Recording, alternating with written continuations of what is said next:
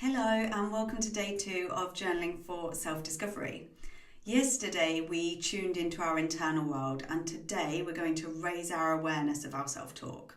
So by self-talk I mean the narrative that runs in our head that tells us what we're doing right or wrong, the voice that has the ability to speak kindly or sometimes really unkindly to us.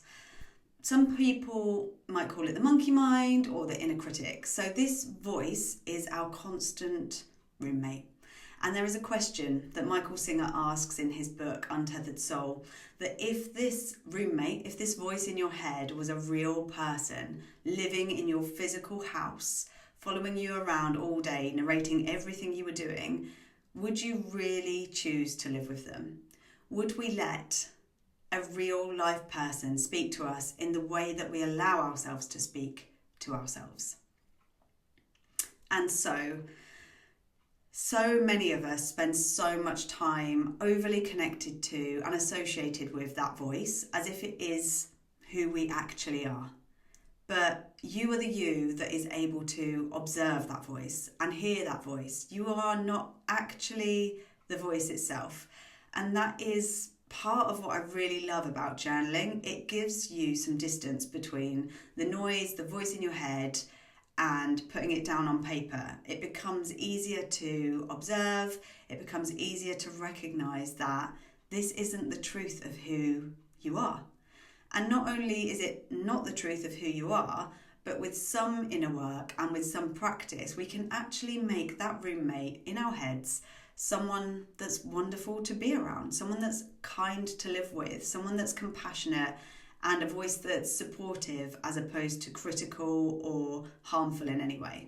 So with this in mind, today I want to invite you to try a journaling practice by Dr. Kristin Neff, who is an author, researcher, teacher, all-around queen and powerhouse of self-compassion. And this activity, this journaling, is in 4 stages. So I'm going to tell you those now. So either if you want to note them down or if you want to pause after each one and do it as you go, that's up to you. So with your journal and pen, the first part is this.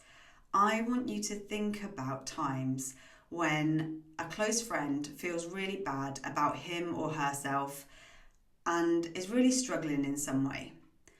How would you respond to your friend in that situation?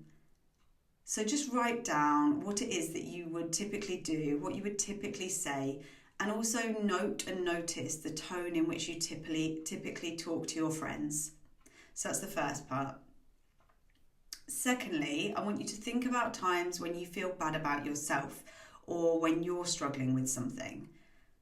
And just notice, how do you typically respond to yourself in these situations? So take a minute to write down what you typically do, what you say, and again, note the tone in which you talk to yourself, the type of words you might use.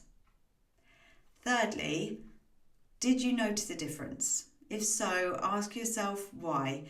What factors or fears come into play that lead you to treat yourself or others so differently? And then finally, just write down how you think things might change if you responded to yourself in the same way that you would respond to a close friend when they're suffering. So they're the 4 stages of today's journaling exercise, and I invite you to do this practice simply to notice what you notice, knowing that there's no right, there's no wrong with what comes up, and with the reminder that this is a journey of self-discovery, not of self-judgment.